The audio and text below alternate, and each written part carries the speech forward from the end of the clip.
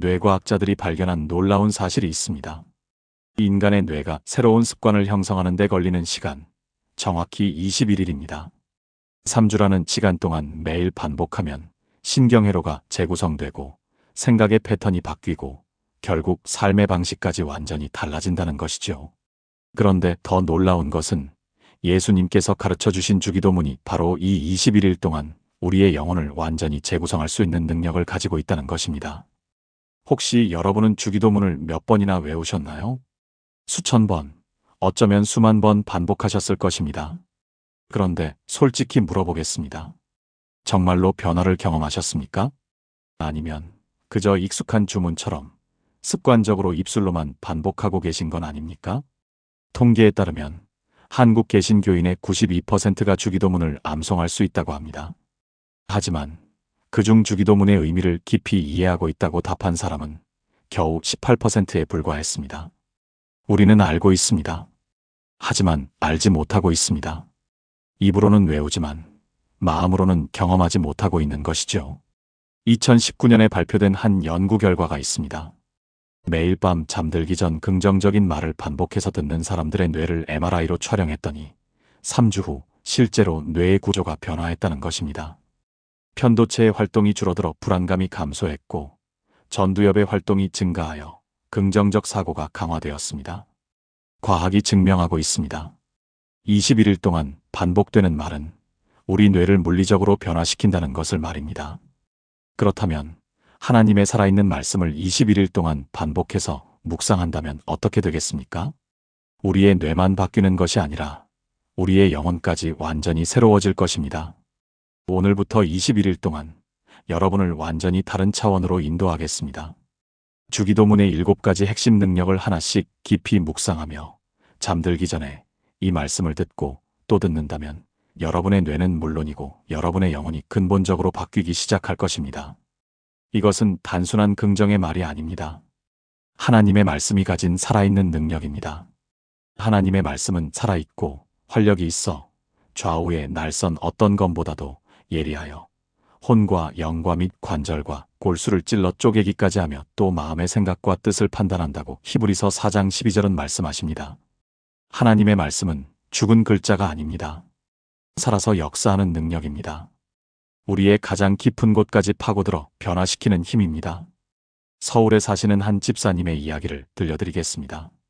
62세의 박 집사님은 30년 넘게 신앙생활을 했지만 늘 형식적이었습니다. 주일에 교회 나가고 기도하고 헌금하고 봉사하는 것이 전부였죠. 마음은 늘 공허했고 삶은 변화가 없었습니다. 특히 우울증과 불면증으로 매일 밤 고통받았습니다. 약을 먹어도 소용이 없었습니다. 그러다 목사님이 21일 주기도문 묵상을 권유했습니다. 집사님, 속는 셈 치고 한 번만 해보세요. 21일 동안 매일 밤 주기도문을 깊이 묵상하며 들어보세요. 처음에는 반신반의했습니다. 하지만 달리 방법이 없어 시작했습니다. 첫째 날, 별 느낌이 없었습니다. 둘째 날, 셋째 날도 마찬가지였습니다. 하지만 일주일이 지나자 조금씩 달라지기 시작했습니다. 잠이 조금씩 오기 시작했습니다. 2주가 지나자 마음의 평안이 찾아왔습니다. 3주가 지난 후 집사님은 완전히 다른 사람이 되어 있었습니다. 목사님, 저는 30년 동안 주기도문을 외웠지만 이제야 이해했습니다. 이제야 경험했습니다. 눈물을 흘리며 고백하셨습니다. 우울증이 사라졌고 불면증도 치유되었습니다. 무엇보다 하나님과의 관계가 완전히 새로워졌습니다. 이것이 바로 21일의 기적입니다. 지금부터 함께 그 놀라운 여정 속으로 들어가 보시겠습니까? 앞으로 10개의 챕터를 통해 주기도문이 모든 능력을 하나씩 경험하게 될 것입니다. 매일 밤 이 말씀을 들으며 잠들어 보세요. 21일 후 여러분은 완전히 새로운 사람이 되어 있을 것입니다. 주기도문은 하늘에 계신 우리 아버지여라는 놀라운 선언으로 시작됩니다. 이 한 문장 안에 우리 존재의 모든 의미가 담겨 있습니다. 여러분은 혹시 이런 생각을 해보신 적 있으신가요? 나는 누구인가? 나는 왜 여기 있는가? 나는 어디로 가고 있는가? 현대를 살아가는 수많은 사람들이 정체성의 혼란 속에서 방황하고 있습니다. 자신이 누구인지 모르기 때문에 타인의 시선에 휘둘리고 세상의 기준에 끌려다니며 끝없는 비교와 경쟁 속에서 지쳐가고 있는 것이죠. 특히 50대, 60대, 70대에 접어들면 정체성의 위기가 더욱 심각해집니다. 자녀들은 독립했고, 직장에서는 은퇴했고, 사회적 역할도 줄어듭니다. 이제 나는 누구인가? 이 질문 앞에서 많은 분들이 방황합니다. 영접하는 자, 곧 그 이름을 믿는 자들에게는 하나님의 자녀가 되는 권세를 주셨으니 요한복음 1장 12절의 말씀입니다. 이 구절의 핵심은 무엇입니까? 우리는 하나님의 자녀라는 것입니다. 이것은 우리가 노력해서 얻은 지위가 아닙니다. 예수 그리스도를 믿는 순간 하나님께서 우리에게 주신 선물입니다. 권세라는 단어를 주목해 보세요. 헬라어 원문에서는 엑수시아라는 단어인데 이것은 단순한 허락이나 자격이 아닙니다. 법적인 권리, 왕권, 통치할 수 있는 힘을 의미합니다. 당시 로마 사회에서 자녀가 되는 권세는 단순히 가족 구성원이 되는 것 이상의 의미였습니다. 아버지의 모든 재산과 권리를 상속받을 자격, 아버지의 이름으로 모든 것을 요구할 수 있는 특권, 아버지의 보호 아래 안전하게 살아갈 수 있는 보장을 의미했죠. 바로 그 권세를 하나님께서 우리에게 주셨다는 것입니다. 생각해 보세요. 이 우주를 창조하신 하나님, 온 세상을 다스리시는 왕 되신 하나님께서 우리를 자녀라고 부르십니다. 이보다 더 놀라운 정체성이 어디 있겠습니까? 매일 아침 눈을 뜰 때 나는 하늘에 계신 아버지의 자녀입니다라고 선포해 보세요. 거울을 보며 자신에게 말해 보세요. 나는 하나님의 딸입니다. 나는 하나님의 아들입니다. 직장에서 부당한 대우를 받을 때 나는 우주의 창조주 하나님의 자녀입니다라고 고백해 보세요. 사람들의 평가에 상처받을 때 나는 하늘 아버지께 사랑받는 존재입니다라고 선언해 보세요. 이것이 단순한 자기암시가 아닌 이유는 이것이 하나님께서 우리에게 주신 정체성이기 때문입니다. 실제로 서울에 사시는 한 집사님의 간증을 들려드리겠습니다. 60세의 김 집사님은 평생 남편의 그늘에 가려 살았습니다. 자녀들에게도 존중받지 못하고 교회에서도 눈에 띄지 않는 평범한 사람이라고 스스로를 정의했죠. 나는 그냥 아무것도 아닌 사람이야. 이것이 집사님의 자기 정의였습니다. 우울증으로 힘들어하시던 그분이 21일 동안 매일 밤 주기도문을 묵상하기 시작했습니다. 특히 하늘에 계신 우리 아버지여라는 구절을 반복하며 들었습니다. 처음 일주일은 아무 느낌이 없었습니다. 하지만 계속 들었습니다. 2주째 접어들자 조금씩 마음이 움직이기 시작했습니다. 하나님께서 나를 자녀라고 부르시네. 정말일까? 3주가 지나자 확신이 왔습니다. 맞아. 나는 하나님의 딸이야. 그날 이후 집사님은 완전히 다른 사람이 되었습니다. 목사님, 제가 하나님의 딸이라는 걸 이제야 알았어요. 60년을 살았는데 이제야 제 정체성을 발견했습니다. 눈물을 흘리며 고백하시더군요. 그 후 집사님의 삶이 어떻게 바뀌었을까요? 남편에게 당당하게 자신의 의견을 말하기 시작했습니다. 여보, 나도 생각이 있어요. 내 의견도 들어줘요. 자녀들과의 관계가 회복되었습니다. 비위를 맞추는 어머니가 아니라 존중받는 어머니가 되었습니다. 교회에서 구역장을 맡아 섬기며 다른 사람들에게 생명을 나누는 사람이 되었습니다. 저도 하나님의 자녀로서 섬길 수 있어요. 정체성이 바뀌니 삶의 모든 것이 바뀐 것입니다. 대구에 사시는 또 다른 집사님의 이야기도 있습니다. 70세의 이 집사님은 자녀들로부터 버림받았다고 느끼고 계셨습니다. 다들 바쁘다는 핑계로 연락도 잘 안 하고 명절에도 오지 않았습니다. 나는 쓸모없는 늙은이일 뿐이야. 깊은 외로움과 상실감에 빠져 있었지요. 21일 주기도문 묵상을 시작하면서 우리 아버지라는 고백이 마음을 파고들었습니다. 내 자녀들이 나를 버려도 하늘 아버지는 나를 버리지 않으시는구나. 조금씩 위로가 찾아왔습니다. 나는 하나님의 자녀야.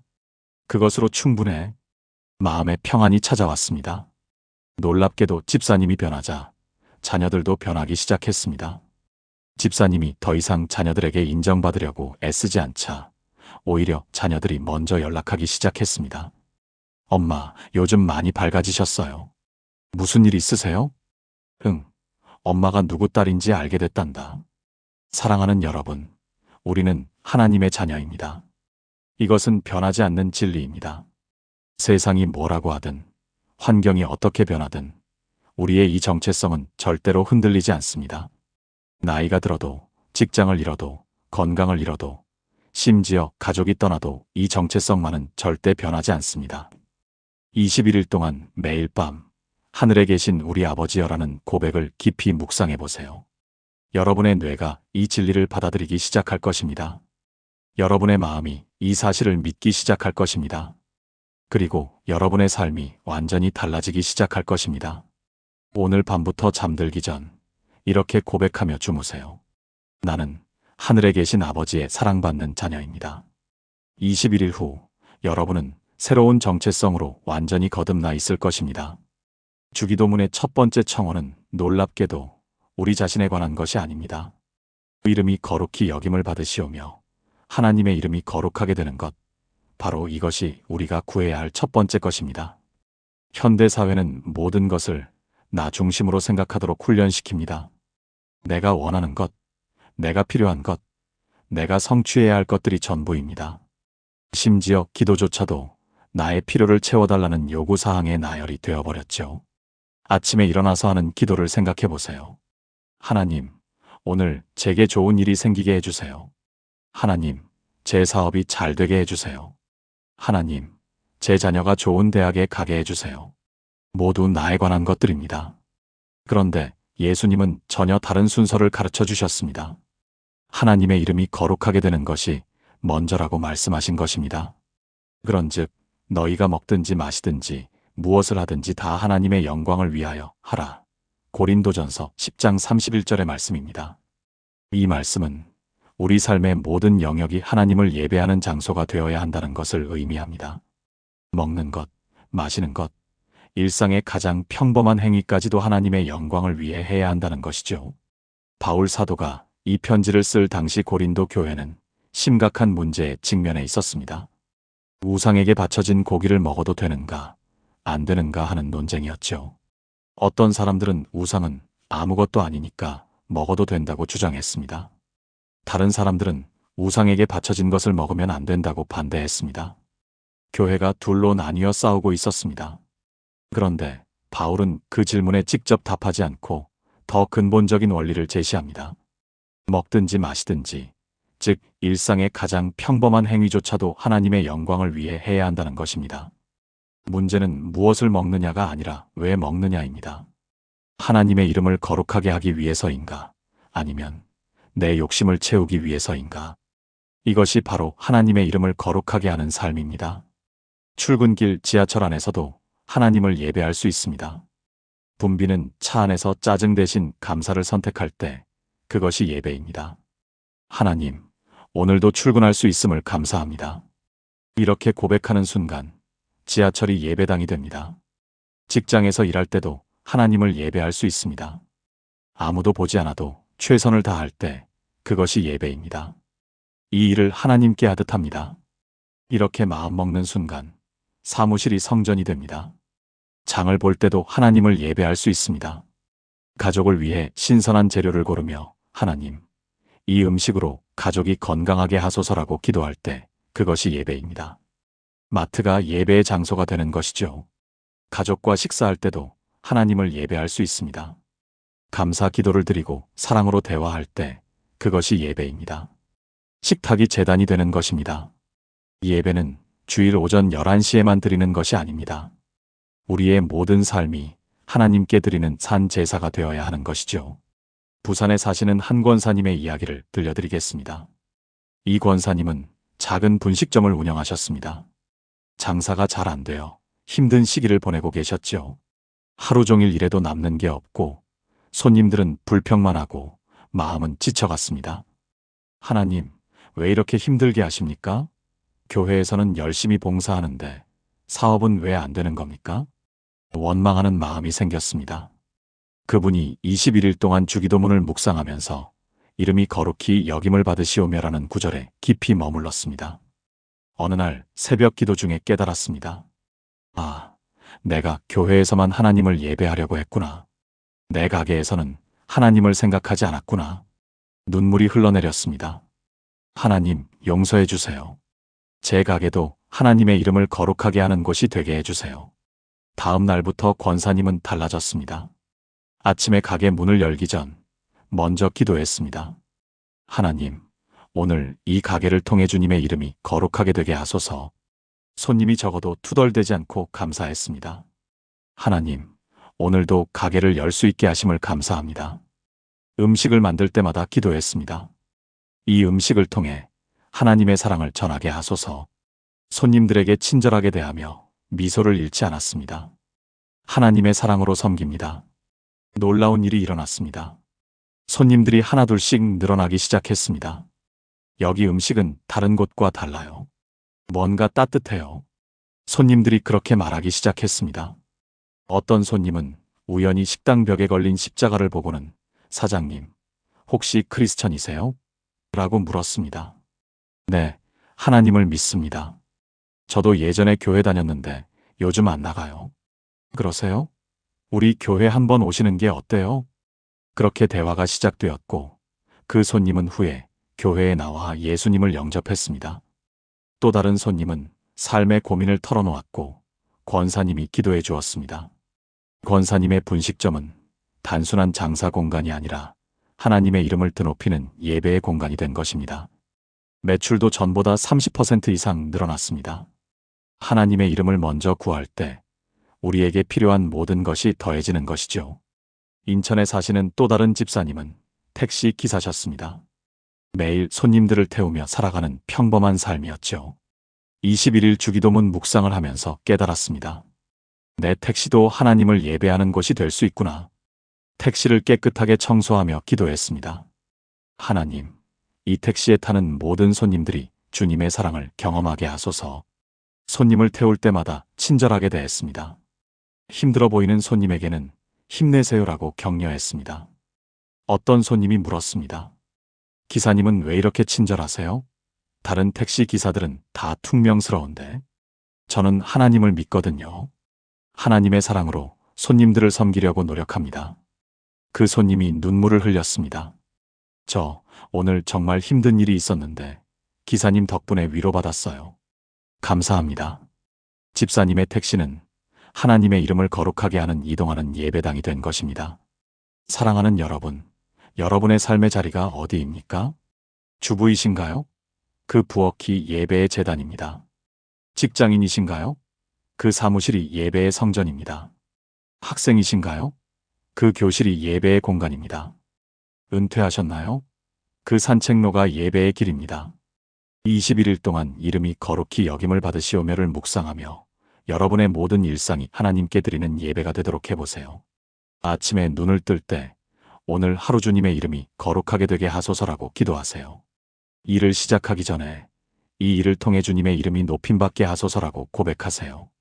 사람을 만날 때마다 이 만남을 통해 주님의 사랑이 전해지게 하소서라고 간구하세요. 여러분의 일상이 거룩하게 변화될 것입니다. 하나님께서 여러분의 삶을 통해 영광 받으실 것입니다. 나라가 임하시오며 이 짧은 한 문장이 우리 삶을 완전히 뒤집어 놓는 능력을 가지고 있습니다. 우리는 너무나 자주 우리 자신이 왕이 되려고 합니다. 내 계획대로, 내 뜻대로, 내 방식대로 살아가려고 애쓰지요. 그러다가 뜻대로 되지 않으면 좌절하고 무너지고 원망합니다. 하지만 주기도문은 우리에게 전혀 다른 고백을 가르쳐 줍니다. 하나님의 나라가 임하기를 구하라는 것입니다. 내 왕국이 아니라 하나님의 왕국, 내 통치가 아니라 하나님의 통치를 구하라는 것이죠. 이것은 단순히 하늘나라가 오기를 기다리는 것이 아닙니다. 지금 이 순간 내 삶의 모든 영역에 하나님의 통치가 임하기를 구하는 것입니다. 그런즉 너희는 먼저 그의 나라와 그의 의를 구하라. 그리하면 이 모든 것을 너희에게 더하시리라. 마태복음 6장 33절의 말씀입니다. 이 말씀은 주기도문 가르침의 핵심 원리를 담고 있습니다. 먼저 하나님의 나라를 구하라는 것입니다. 예수님께서 이 말씀을 하신 배경을 살펴보면 더욱 명확해집니다. 당시 사람들은 무엇을 먹을까, 무엇을 마실까, 무엇을 입을까 염려하고 있었습니다. 오늘날 우리도 마찬가지가 아닙니까? 생활비 걱정, 자녀 교육비 걱정, 노후 대책 걱정, 건강 걱정으로 가득합니다. 특히 50대, 60대, 70대가 되면 염려가 더 많아집니다. 은퇴 후 생활은 어떻게 할까? 건강이 나빠지면 어떻게 할까? 자녀들에게 짐이 되면 어떻게 할까? 밤에 잠을 이루지 못할 만큼 걱정이 많습니다. 그런데 예수님은 이 모든 염려에 대해 놀라운 해결책을 제시하셨습니다. 먼저 하나님의 나라를 구하면 이 모든 것이 더해진다는 것입니다. 순서가 중요합니다. 우리의 필요를 구한 다음에 하나님의 나라를 구하는 것이 아니라 하나님의 나라를 먼저 구하면 우리의 필요는 자동으로 채워진다는 것이죠. 의사결정을 할 때 내가 원하는 것이 무엇인가? 보다 하나님께서 원하시는 것이 무엇인가? 를 먼저 물어보세요. 시간을 사용할 때 내가 하고 싶은 일보다 하나님께서 기뻐하실 일을 우선순위에 두세요. 돈을 사용할 때 내 욕심을 채우는 것보다 하나님 나라를 확장하는 것을 먼저 생각해 보세요. 관계를 맺을 때 내게 유익한 사람보다 하나님께서 연결하신 사람을 소중히 여기세요. 대구에 사시는 한 집사님의 간증이 있습니다. 이 집사님은 중소기업을 운영하는 사업가였습니다. 사업이 어려워지자 큰 고민에 빠졌습니다. 은행 대출을 받을까 아니면 사업을 정리할까? 매일 밤 잠을 이루지 못하고 고민했죠. 그때 21일 주기도문 묵상을 시작했고 나라가 임하시오며라는 구절에 마음이 머물렀습니다. 기도하던 중에 깨달았습니다. 아, 이것은 내 사업이 아니라 하나님의 사업이구나. 내 계획이 아니라 하나님의 계획을 구해야 하는구나. 집사님은 무릎을 꿇고 기도했습니다. 하나님, 이 회사가 제 것이 아니라 주님의 것임을 고백합니다. 주님의 나라가 이 회사에 임하게 하소서. 주님의 뜻대로 인도해 주세요. 대출 대신 기도를 선택했습니다. 직원들과 함께 매일 아침 회사에서 기도 모임을 시작했습니다. 하나님의 나라가 이 회사에 임하게 하소서. 사업 결정을 할 때마다 먼저 기도했습니다. 하나님, 이 일이 주님의 뜻입니까? 놀라운 일이 벌어졌습니다. 2주 후 10년 동안 연락이 없던 옛 거래처에서 전화가 왔습니다. 큰 프로젝트를 함께 하자는 제안이었습니다. 사장님, 왜 이제야 연락하셨어요? 미안합니다. 그동안 큰 회사하고만 거래했는데 그 회사가 부도가 났어요. 그러다가 문득 생각났습니다. 믿을 수 있는 사람은 사장님밖에 없다고요. 그 프로젝트로 회사는 위기를 넘겼을 뿐 아니라 오히려 성장하게 되었습니다. 더 놀라운 것은 그 과정에서 회사 직원 3명이 교회에 나와 예수님을 영접한 것입니다. 집사님은 이렇게 고백했습니다.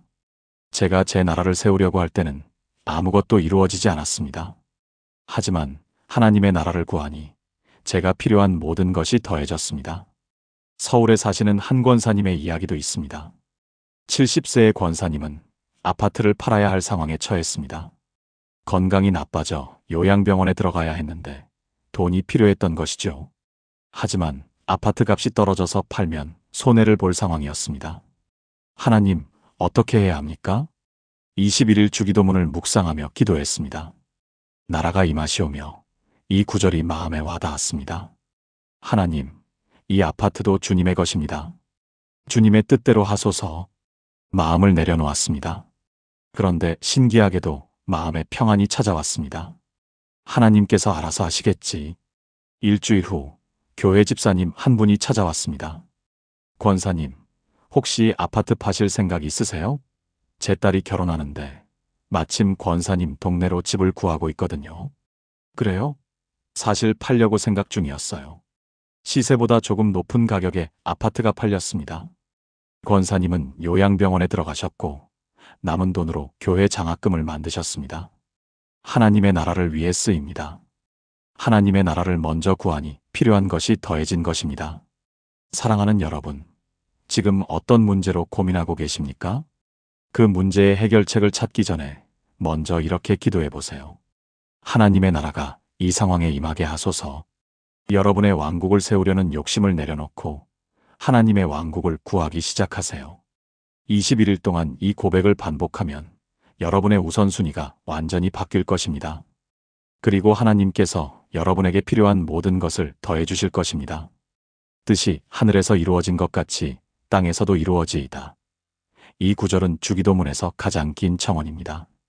그만큼 중요하다는 의미이겠지요. 하나님의 뜻이 하늘에서 이루어진 것처럼 이 땅에서도, 바로 내 삶에서도 이루어지기를 구하는 기도입니다. 많은 사람들이 하나님의 뜻을 알고 싶어 합니다. 하나님, 제가 어떤 직장을 가져야 합니까? 하나님, 제가 누구와 결혼해야 합니까? 하나님, 제가 어디로 이사해야 합니까? 하지만 정작 중요한 것은 하나님의 뜻을 아는 것이 아니라 순종하는 것입니다. 이미 우리는 하나님의 뜻을 성경을 통해 충분히 알고 있습니다. 사랑하라, 용서하라, 섬기라, 정직하라, 겸손하라. 이것들이 모두 하나님의 뜻입니다. 문제는 알면서도 순종하지 않는 것이죠. 그 사람이 마음으로 자기의 길을 계획할지라도 그의 걸음을 인도하시는 이는 여호와시니라. 잠언 16장 9절의 말씀입니다. 이 말씀이 우리에게 무엇을 가르쳐주고 있습니까? 우리는 계획할 수 있지만 최종적으로 인도하시는 분은 하나님이시라는 것입니다. 우리의 계획이 아무리 완벽해 보여도 하나님께서 허락하지 않으시면 이루어지지 않습니다. 반대로 우리의 계획이 부족해 보여도 하나님께서 인도하시면 놀라운 일이 일어납니다. 솔로몬 왕은 지혜의 왕이었습니다. 그가 잠언을 기록할 때 수많은 사람들의 삶을 관찰했습니다. 성공한 사람과 실패한 사람, 지혜로운 사람과 어리석은 사람을 지켜보며 발견한 진리가 바로 이것이었습니다. 인간은 계획하지만 하나님께서 인도하신다는 것입니다. 60대, 70대가 되면 이 진리를 더욱 깊이 깨닫게 됩니다. 젊을 때는 내 계획대로 살 수 있다고 생각했지만 나이가 들면서 깨닫습니다. 인생은 내 뜻대로 되지 않는다는 것을, 하나님께서 인도하신다는 것을. 매일 아침 주님, 오늘 제 계획이 아니라 주님의 뜻이 이루어지게 하소서라고 기도하세요. 이미 성경에 명확히 드러난 하나님의 뜻부터 순종하세요. 마음속에 평안이 있는지, 불안이 있는지 주의 깊게 살펴보세요. 광주에 사시는 한 권사님의 이야기입니다. 이 권사님은 자녀를 유학 보낼 계획을 세우고 있었습니다. 모든 준비를 마치고 출국 한 달 전이었죠. 비행기 표도 끊고 기숙사도 예약하고 학교 등록금도 납부했습니다. 그런데 새벽 기도 중에 주기도문을 묵상하다가 뜻이 이루어지이다라는 구절에 마음이 걸렸습니다. 하나님, 유학이 정말 주님의 뜻입니까? 기도하는 중에 평안이 사라지고 불안이 밀려왔습니다. 이상했습니다. 지금까지는 확신이 있었는데 갑자기 불안해지는 것이었습니다. 권사님은 용기를 내어 남편에게 말했습니다. 여보, 유학을 1년만 미뤄보면 어떨까요? 하나님께 좀 더 기도하고 싶어요.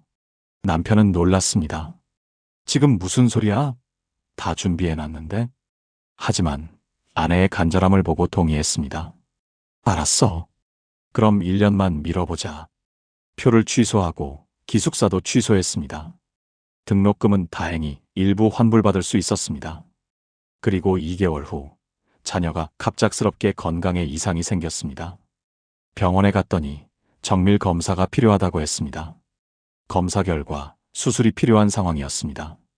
심각한 병은 아니었지만 6개월간 치료가 필요했습니다. 권사님 부부는 무릎을 꿇고 하나님께 감사했습니다. 하나님, 우리 계획대로 갔으면 큰일 날 뻔했습니다. 주님의 뜻이 이루어진 것을 감사합니다. 만약 유학을 갔더라면 외국에서 홀로 큰 어려움을 겪었을 것입니다. 하지만 하나님께서 미리 막아주신 것입니다. 자녀는 한국에서 치료를 잘 받고 회복되었습니다. 그리고 1년 후 더 좋은 조건으로 유학을 갈 수 있는 기회가 왔습니다. 장학금도 받게 되었고 더 좋은 학교에 입학하게 되었습니다. 하나님의 때는 우리의 때보다 더 완벽했던 것입니다. 부산에 사시는 한 집사님의 이야기도 있습니다. 65세에 은퇴한 집사님은 재취업을 준비하고 있었습니다. 좋은 자리에 면접을 보러 갔는데 합격 통보를 받았습니다. 기뻤습니다. 하나님 감사합니다. 그런데 21일 주기도문 묵상을 하던 중 마음에 평안이 없었습니다. 이게 정말 하나님의 뜻일까? 기도하며 고민했습니다. 그러던 중 교회에서 연락이 왔습니다. 집사님, 우리 교회에서 운영하는 경로당 관리인이 필요한데 혹시 해주실 수 있으세요? 급여는 적지만. 집사님은 고민했습니다. 좋은 회사에서 받는 급여와 경로당 관리인의 급여는 차이가 컸습니다. 하지만 기도하며 결정했습니다. 주님의 뜻이 이루어지기를 원합니다. 회사에 사양 전화를 하고 경로당 관리인을 맡기로 했습니다. 주변 사람들은 이해하지 못했습니다. 왜 좋은 자리를 마다하고 경로당 관리인을 해요? 하지만 집사님은 확신이 있었습니다. 경로당에서 일하며 어르신들을 섬기기 시작했습니다. 그런데 놀라운 일이 일어났습니다. 경로당에 오시는 어르신들이 하나둘씩 교회에 나오기 시작했습니다. 집사님이 사랑으로 섬기며 복음을 전했던 것입니다. 1년 만에 12명의 어르신이 예수님을 영접했습니다. 집사님은 고백했습니다. 제가 제 뜻대로 회사에 갔으면 돈은 더 벌었겠지만 이 기쁨은 없었을 겁니다. 하나님의 뜻이 제 삶에 이루어진 것을 감사합니다.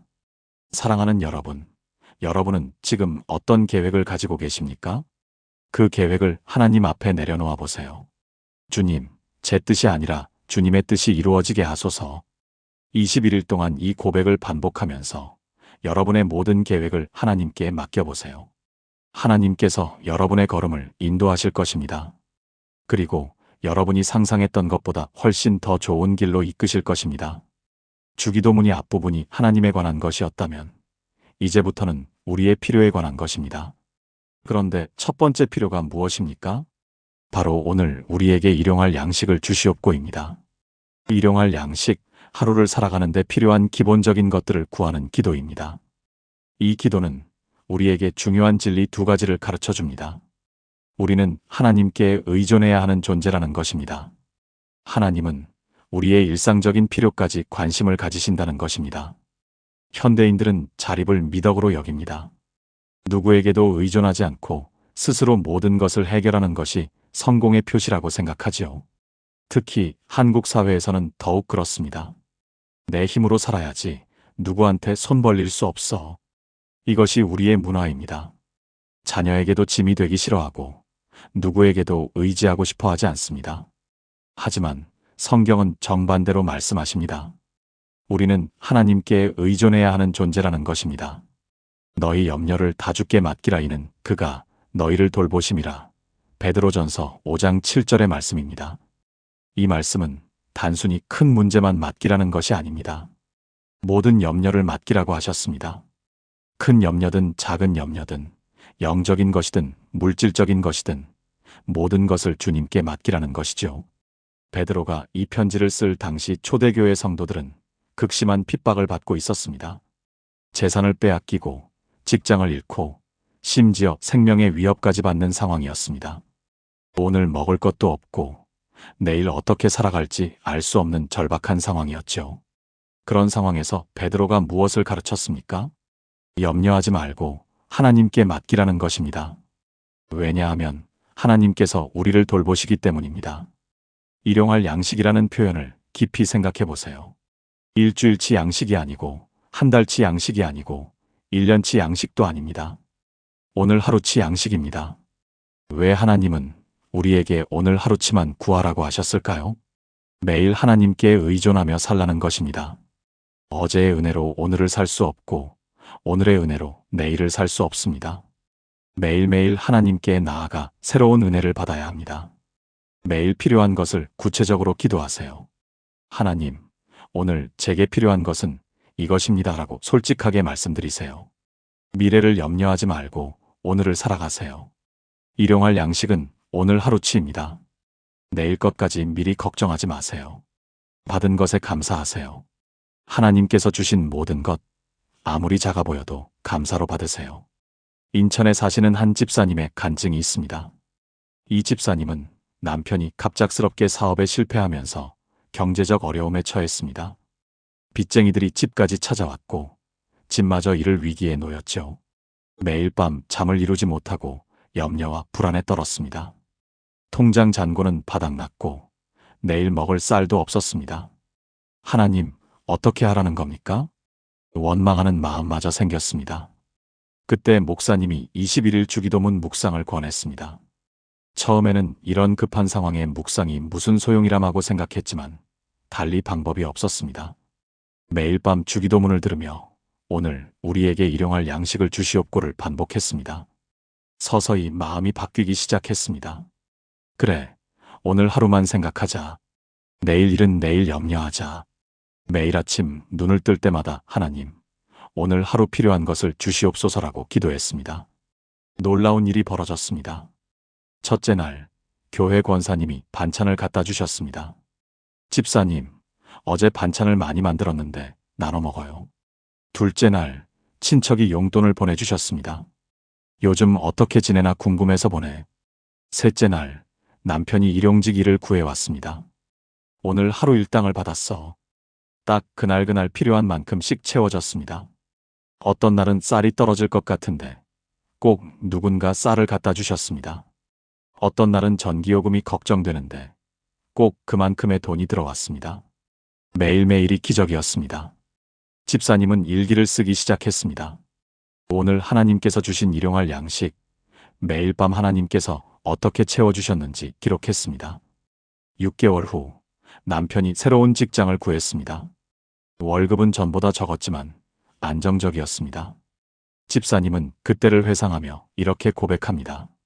그 힘든 시간이 제 인생에서 가장 하나님을 가까이 경험한 시간이었습니다. 매일매일이 기적이었어요. 하나님께서 정말 우리의 일용할 양식까지 돌보신다는 것을 깨달았습니다. 대전에 사시는 한 권사님의 이야기도 있습니다. 혼자 사시는 75세 권사님은 기초생활수급자였습니다. 국가에서 주는 지원금으로 간신히 살아가셨지요.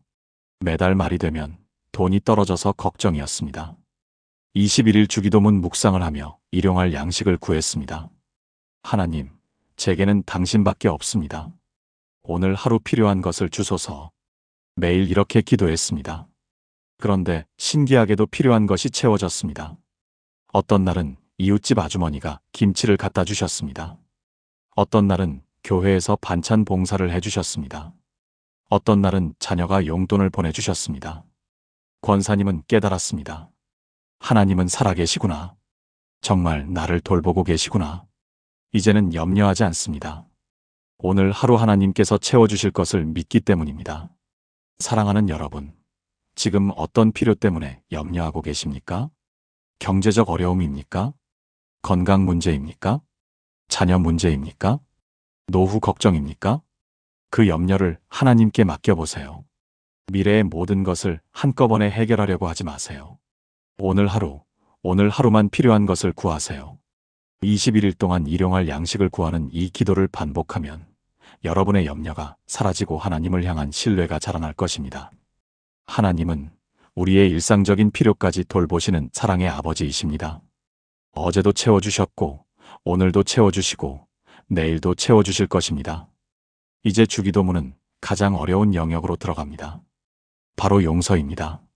우리가 우리에게 죄 지은 자를 사하여 준 것 같이 우리 죄를 사하여 주시옵고, 이 기도는 두 가지 용서를 담고 있습니다.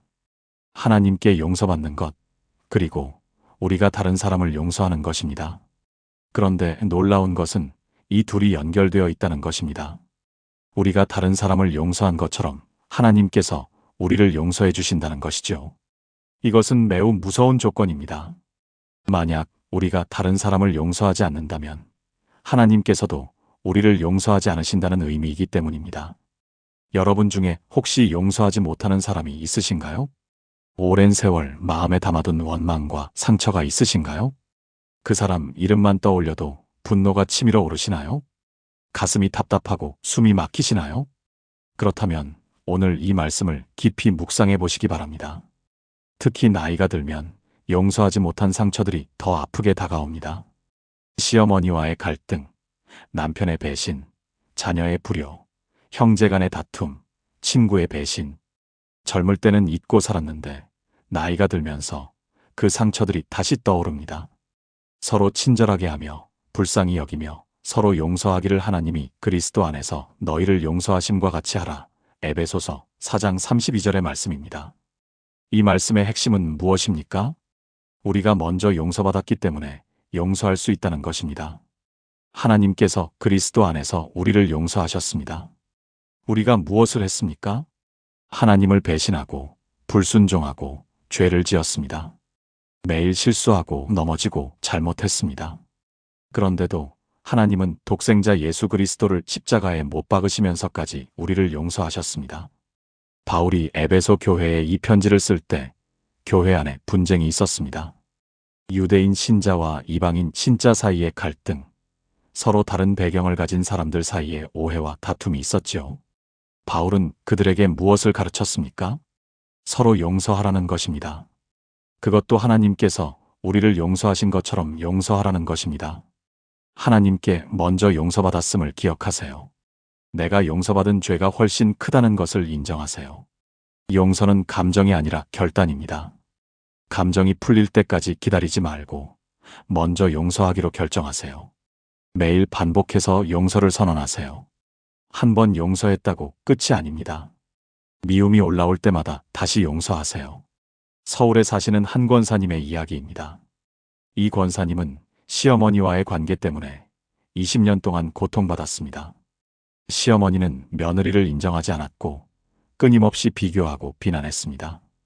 옆집 며느리는 그렇게 잘하던데 너는 왜 그 모양이니?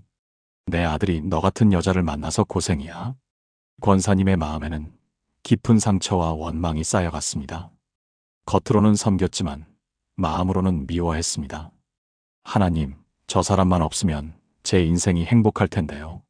그러다 보니 권사님 자신도 우울증과 불면증에 시달렸습니다. 밤마다 시어머니에 대한 원망으로 잠을 이루지 못했습니다. 21일 주기도문 묵상을 시작했을 때 우리 죄를 사하여 주시옵고라는 부분에서 성령님의 강력한 음성을 들었습니다. 너는 시어머니를 용서했느냐? 권사님은 눈물을 흘리며 고백했습니다. 주님, 저는 용서하지 못했습니다. 20년 동안 원망했습니다. 제 마음에 미움이 가득합니다. 그날 밤부터 권사님은 무릎을 꿇고 기도하기 시작했습니다. 하나님, 저를 용서해 주시옵소서. 그리고 제가 시어머니를 용서할 수 있게 도와주세요. 처음에는 입술로만 하는 기도였습니다. 마음은 여전히 딱딱했습니다. 하지만 매일 밤 주기도문을 들으며 반복해서 기도했습니다. 시어머니를 용서합니다. 시어머니를 용서합니다. 일주일이 지나도 마음은 변하지 않았습니다. 하지만 계속 기도했습니다. 2주가 지나자 조금씩 마음이 풀리기 시작했습니다. 그분도 힘든 삶을 사셨겠지. 그분도 상처받은 사람이겠지.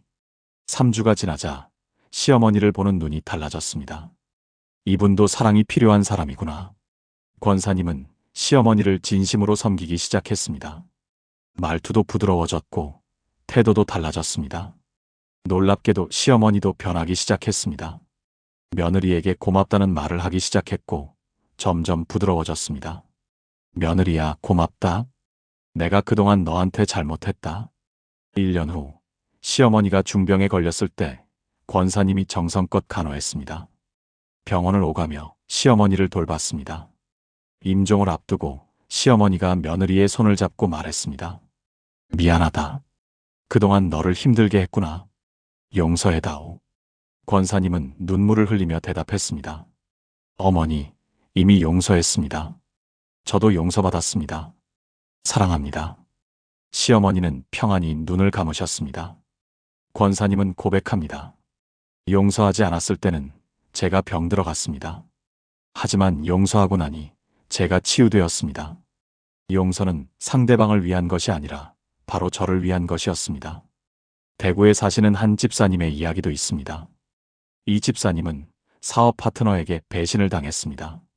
함께 일하던 동업자가 돈을 가지고 도망갔던 것입니다.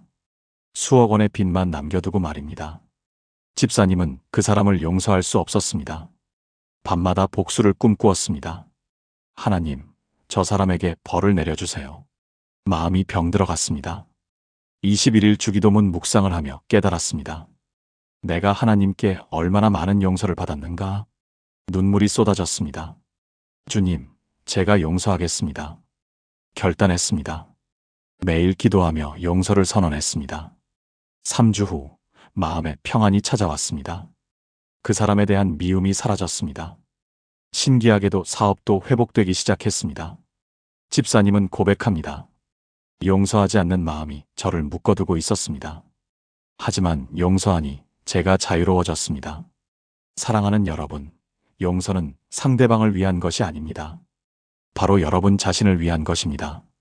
용서하지 못하는 마음은 독약과 같아서 여러분을 병들게 합니다. 하지만 용서는 치유의 약과 같아서 여러분을 자유롭게 합니다. 21일 동안 이 기도를 반복하면서 용서하지 못했던 그 사람을 떠올려 보세요. 하나님께서 나를 용서하신 것처럼 나도 저 사람을 용서합니다. 매일 선언하세요. 여러분의 마음에 치유가 일어날 것입니다. 주기도문의 마지막 청원입니다. 우리를 시험에 들게 하지 마시옵고 다만 악에서 구하시옵소서. 이 기도는 우리의 연약함을 인정하는 겸손한 고백입니다. 우리는 스스로를 지킬 수 없는 연약한 존재입니다. 영적 전쟁의 한복판에서 하나님의 보호 없이는 단 하루도 견딜 수 없습니다. 그래서 우리는 날마다 하나님께 보호해 주실 것을 구해야 합니다. 많은 사람들이 착각하는 것이 있습니다. 신앙생활을 오래 하면 시험에 들지 않을 것이라고 생각하는 것입니다. 나는 30년, 40년 신앙생활을 했으니까 이제는 괜찮아. 하지만 성경은 정반대로 말씀하십니다. 신앙이 깊을수록 더 큰 시험이 찾아온다는 것입니다. 근신하라 깨어라. 너희 대적 마귀가 오는 사자같이 두루다니며 삼킬 자를 찾나니.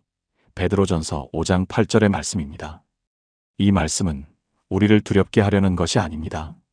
깨어 있으라는 경고입니다.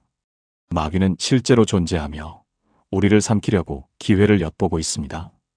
특히 우리가 방심할 때, 교만할 때, 자신감에 가득 차 있을 때 공격합니다. 베드로가 이 편지를 쓸 때 그는 자신의 뼈아픈 경험을 떠올렸을 것입니다.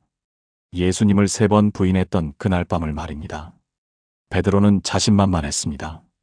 주님을 위해 목숨도 버리겠습니다라고 큰 소리쳤지요. 하지만 예수님께서 체포되자마자 무너졌습니다. 한 여종의 질문에 나는 그 사람을 알지 못하노라고 부인했습니다. 그 경험을 통해 베드로는 자신의 연약함을 뼈저리게 깨달았습니다. 그래서 후에 이렇게 가르친 것입니다. 깨어 있으라, 근신하라, 대적 마귀를 조심하라고 말입니다. 나이가 들면 더욱 조심해야 합니다. 나는 이제 많이 알아. 이 정도 시험쯤은 이길 수 있어. 이런 교만이 생길 수 있습니다. 하지만 바로 그때가 가장 위험합니다. 자신의 연약함을 인정하세요. 나는 할 수 있어라는 교만을 버리고 주님 없이는 아무것도 할 수 없습니다라고 고백하세요. 매일 하나님의 보호를 구하세요. 아침에 눈을 뜰 때 오늘 하루저를 시험에서 지켜주소서라고 기도하세요. 위험한 상황을 피하세요. 시험이 될 만한 장소, 사람, 상황을 멀리하세요. 부산에 사시는 한 집사님의 간증입니다. 이 집사님은 40년간 신앙생활을 했던 분이었습니다. 교회에서 장로 후보로까지 거론될 만큼 신실한 신앙인이었죠. 그런데 은퇴 후 시간이 많아지자 조금씩 영적으로 해이해지기 시작했습니다. 새벽 기도도 건너뛰고 성경 읽기도 소홀해졌습니다. 이 정도는 괜찮아. 나는 40년 신앙생활을 했으니까. 방심했습니다. 그러던 어느 날 옛 친구들이 도박 모임에 참석하자고 권했습니다. 조금만 재미삼아 하는 거야. 큰 돈도 아니고 노인들끼리 심심풀이로 하는 거지. 처음에는 거절했지만 친구들의 계속된 권유에 한 번만이라는 생각으로 참석했습니다. 한 번만 해보자. 내가 40년 신앙생활 했는데 이 정도 유혹쯤은 이길 수 있어. 그것이 시작이었습니다. 한 번이 2번이 되고 2번이 10번이 되었습니다. 점점 빠져들어갔고 급기야 큰 돈을 잃게 되었습니다. 가족들에게 거짓말을 하고 교회 봉사도 빠지기 시작했습니다. 완전히 무너져 있을 때 아내가 21일 주기도문 묵상을 함께 하자고 권했습니다. 처음에는 거부했지만 아내의 눈물 어린 간청에 마지못해 시작했습니다. 우리를 시험에 들게 하지 마시옵고 다만 악에서 구하시옵소서. 이 구절을 들을 때마다 가슴이 찢어지는 것 같았습니다. 주님, 제가 시험에 들었습니다. 저를 구원해 주소서. 눈물로 기도하기 시작했습니다. 3주간 매일 밤 이 기도를 반복하며 회개했습니다. 하나님께서 그 집사님에게 도박을 끊을 수 있는 힘을 주셨습니다. 친구들의 연락을 끊고 위험한 장소를 피했습니다. 새벽 기도를 다시 시작하고 매일 주기도문을 묵상했습니다.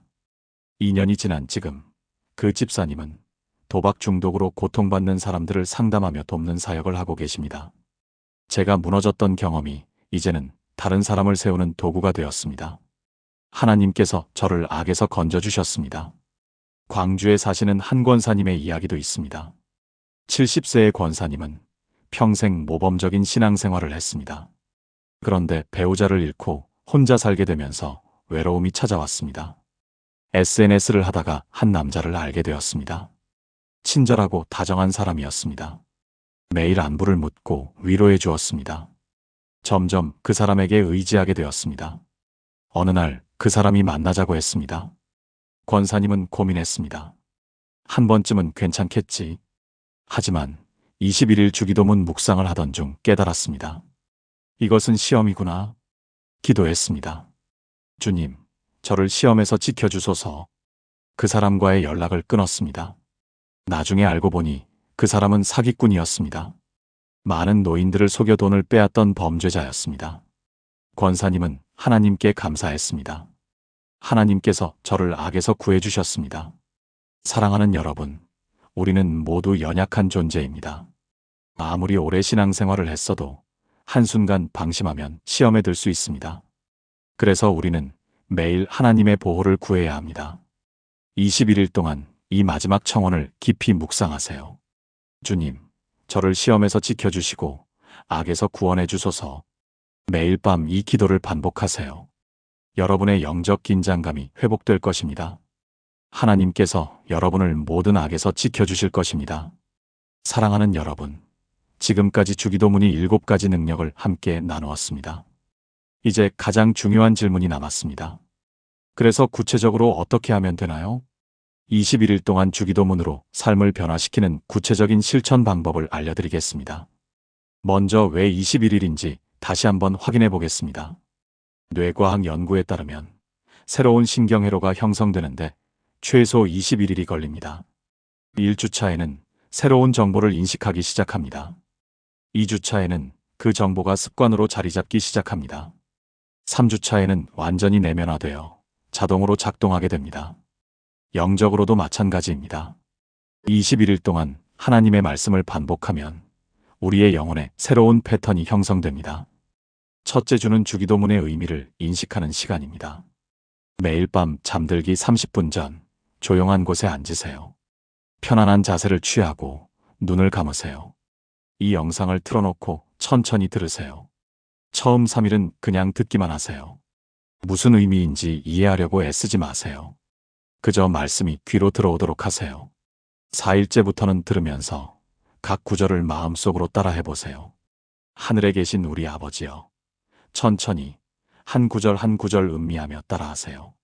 이 첫째 주에는 변화를 기대하지 마세요. 단지 말씀이 여러분의 귀와 마음에 새겨지도록 하는 것이 목표입니다. 서울에 사시는 한 집사님은 이렇게 고백했습니다. 처음 일주일은 아무 느낌이 없었어요. 그냥 습관처럼 들었을 뿐입니다. 하지만 계속했어요. 둘째 주부터는 삶에 적용하기 시작합니다. 매일 아침 눈을 뜨면 어젯밤 들었던 주기도문이 한 구절을 떠올리세요. 그 구절을 오늘 하루의 주제로 삼으세요. 예를 들어 하늘에 계신 우리 아버지여를 묵상했다면 오늘 하루 나는 하나님의 자녀다라는 정체성을 의식하며 살아가세요. 이름이 거룩히 여김을 받으시오며를 묵상했다면 오늘 하루 하는 모든 일에서 하나님의 이름을 높이려고 노력하세요. 또한 작은 공책을 하나 준비하세요. 매일 밤 잠들기 전 오늘 하루 주기도문을 어떻게 실천했는지 짧게 기록하세요. 오늘은 직장에서 짜증날 뻔했는데 하나님의 자녀답게 참았다. 오늘은 장을 보면서 하나님의 이름이 거룩하게 되기를 위해 정직하게 거스름돈을 돌려주었다. 이런 식으로 구체적으로 기록하세요. 부산에 사시는 한 권사님은 이렇게 간증했습니다. 둘째 주부터 조금씩 변화가 느껴졌어요. 주기도문이 머리가 아니라 가슴으로 내려오기 시작했습니다. 셋째 주는 변화가 가시화되는 시간입니다. 이제 주기도문이 여러분의 삶의 일부가 되어 있을 것입니다. 아침에 눈을 뜨면 자동으로 주기도문이 한 구절이 떠오를 것입니다. 일상 속에서 자연스럽게 주기도문을 기억하게 될 것입니다. 이 주간에는 좀 더 깊이 들어가세요. 매일 밤 주기도문을 들을 때 한 구절에 특별히 집중하세요. 성령님께서 특별히 강조하시는 구절이 있을 것입니다. 그 구절에 머무르세요. 왜 하나님께서 이 구절을 강조하시는지 묵상하세요. 여러분의 삶에서 이 구절이 어떤 의미인지 생각해 보세요. 대구에 사시는 한 집사님은 이렇게 고백했습니다. 셋째 주에 완전히 다른 사람이 된 기분이었어요. 주기도문이 제 삶 자체가 되었습니다. 같은 시간, 같은 장소에서 듣는 것이 좋습니다. 우리의 뇌는 패턴을 좋아합니다. 매일 밤 10시 침대에 누워서 듣는다면 21일 동안 꼭 그 시간을 지키세요. 조용하고 편안한 환경을 만드세요. TV는 끄고 휴대폰은 무음으로 하세요. 은은한 조명이 있으면 더 좋습니다. 편안하게 누워도 좋고 앉아도 좋습니다. 중요한 것은 긴장을 풀고 릴렉스하는 것입니다. 천천히 깊게 호흡하세요. 숨을 들이마실 때 하나님의 평안을 들이마신다고 상상하세요. 숨을 내쉴 때 모든 염려를 내보낸다고 상상하세요. 한 번 듣고 끝나지 마세요. 잠들 때까지 반복해서 들으세요. 잠들면서도 주기도문이 귀에 들리도록 하세요. 아침에 눈을 뜨면 어젯밤 들었던 주기도문을 떠올리세요. 침대에서 일어나기 전 3분 동안 묵상하세요. 출근길에, 점심시간에, 퇴근길에 주기도문이 한 구절을 떠올리세요. 휴대폰 배경화면에 오늘의 구절을 적어두는 것도 좋습니다. 21일이 끝났다고 멈추지 마세요. 습관이 형성되었으니 이제 유지하고 발전시켜야 합니다. 22일째부터는 횟수를 줄여도 좋습니다. 매일 밤이 아니라 일주일에 3-4번으로 줄이세요. 하지만 완전히 끊지는 마세요. 또한 다른 사람들과 함께하면 더 좋습니다. 가족이나 친구와 함께 21일 챌린지를 시작하세요. 서로 격려하고 경험을 나누세요. 교회 구역이나 소그룹에서 함께해도 좋습니다. 인천에 사시는 한 권사님은 구역 식구들과 함께 21일 챌린지를 했습니다. 매일 아침 단체 카톡방에 오늘도 실천합니다라고 인증했습니다. 서로 격려하며 21일을 완주했고 구역 전체가 은혜를 받았습니다. 완벽하게 하려고 하지 마세요. 어떤 날은 피곤해서 듣다가 잠들 수도 있습니다. 어떤 날은 잊어버릴 수도 있습니다. 괜찮습니다. 다음 날 다시 시작하면 됩니다. 중요한 것은 완벽함이 아니라 꾸준함입니다. 21일 중에 3-4일 빠졌다면 그냥 계속하세요. 처음부터 다시 시작할 필요 없습니다. 또한 즉각적인 변화를 기대하지 마세요. 어떤 사람은 일주일 만에 큰 변화를 경험하지만 어떤 사람은 3주가 다 지나야 변화를 느낍니다. 사람마다 다릅니다. 여러분의 속도로 가세요. 사랑하는 여러분, 21일은 길지 않습니다. 하루에 30분, 21일이면 총 10시간 30분입니다. 단 10시간 30분의 투자로 여러분의 인생이 완전히 바뀔 수 있습니다. 오늘 밤부터 시작하세요. 21일 후 여러분은 완전히 새로운 사람이 되어 있을 것입니다. 사랑하는 여러분, 이제 우리의 여정이 마무리되어 갑니다. 지금까지 주기도문의 7가지 능력과 21일 실천 방법을 함께 나누었습니다. 마지막으로 다시 한번 정리하며 여러분을 축복의 자리로 인도하겠습니다. 첫째, 하늘에 계신 우리 아버지여를 통해 우리는 정체성을 회복합니다. 우리는 하나님의 자녀입니다. 이 정체성은 세상 그 무엇도 빼앗아 갈 수 없습니다. 나이가 들어도, 건강을 잃어도, 재산을 잃어도 이 정체성만은 영원합니다. 둘째, 이름이 거룩히 여김을 받으시오며를 통해 예배를 회복합니다. 우리의 모든 삶이 하나님께 드리는 예배가 됩니다. 부엌도, 사무실도, 지하철도, 산책로도 모두 예배의 공간입니다. 셋째, 나라가 임하시오며를 통해 하나님의 주권을 인정합니다. 내 왕국이 아니라 하나님의 왕국을 먼저 구합니다. 하나님의 나라를 구할 때 우리에게 필요한 모든 것이 더해집니다. 넷째, 뜻이 이루어지이다를 통해 순종을 배웁니다. 하나님의 뜻에 우리 계획을 맡깁니다. 하나님께서 우리의 걸음을 인도하시도록 허락합니다. 다섯째, 일용할 양식을 주시옵고를 통해 의존을 고백합니다. 매일매일 하나님께 의지하며 살아갑니다. 어제의 은혜로 오늘을 살 수 없고 오늘의 은혜로 내일을 살 수 없습니다. 여섯째, 우리 죄를 사하여 주시옵고를 통해 용서의 능력을 얻습니다. 용서받았기에 용서할 수 있습니다. 용서는 상대방을 위한 것이 아니라 바로 우리 자신을 위한 것입니다. 일곱째, 악에서 구하시옵소서를 통해 하나님의 보호를 구합니다. 우리의 연약함을 인정하고 하나님께 의지합니다. 매일 하나님의 보호하심을 구하며 살아갑니다. 이 7가지가 바로 주기도문이 우리에게 주는 기적의 능력입니다. 21일은 마법의 숫자입니다. 과학이 증명하고 성경이 확증하며 수많은 간증이 입증합니다. 21일 동안 주기도문을 깊이 묵상하면 여러분의 삶이 완전히 달라집니다. 1주차에는 인식이 시작됩니다. 아, 주기도문이 이런 의미구나. 2주차에는 적용이 시작됩니다. 오늘 이 구절을 내 삶에 실천해 봐야겠다. 3주차에는 변화가 완성됩니다. 나는 이제 다른 사람이 되었다. 그리고 21일 후 여러분은 완전히 새로운 사람이 되어 있을 것입니다. 뇌가 바뀌고 마음이 바뀌고 삶이 바뀔 것입니다. 미루지 마세요. 내일부터 하겠다고 하지 마세요. 오늘 밤, 바로 오늘 밤부터 시작하세요. 잠들기 전 30분, 조용한 곳에 앉으세요. 편안하게 눈을 감으세요. 이 영상을 틀어놓고 천천히 들으세요. 주기도문이 한 구절 한 구절이 여러분의 영혼 깊은 곳에 새겨지도록 하세요. 21일 후 여러분의 삶에 기적이 일어날 것입니다. 여러분은 혼자가 아닙니다. 지금 이 순간에도 수많은 사람들이 이 여정을 함께하고 있습니다. 전국 곳곳에서, 아니, 전 세계에서 주기도문으로 삶을 변화시키고 있습니다. 여러분도 그 대열에 합류하세요. 아래 댓글에 아멘이라고 남겨주세요. 이 말씀에 동의하시는 분들입니다. 실천합니다라고 댓글로 다짐해주세요. 21일 챌린지를 시작하시는 분들입니다. 감사합니다라고 고백해주세요. 이 영상이 은혜가 되신 분들입니다. 여러분의 댓글 하나하나가 다른 분들에게 큰 격려가 됩니다. 함께 은혜를 나누며 함께 변화를 경험하며 함께 하나님을 찬양하시기 바랍니다. 이제 여러분을 축복하며 마무리하겠습니다. 사랑하는 하나님의 자녀 여러분, 하늘에 계신 우리 아버지께서 여러분을 사랑하십니다. 여러분은 하나님의 눈동자처럼 소중한 존재입니다. 여러분의 이름을 하나님께서 손바닥에 새기셨습니다. 여러분을 향한 하나님의 계획은 재앙이 아니라 평안이요, 절망이 아니라 희망입니다. 21일 동안 주기도문을 묵상하는 여러분에게 하나님의 은혜가 넘치기를 축복합니다. 첫째 날부터 7째 날까지 여러분의 마음에 하나님의 말씀이 새겨지기를 축복합니다. 8째 날부터 14째 날까지 여러분의 삶에 하나님의 뜻이 이루어지기를 축복합니다.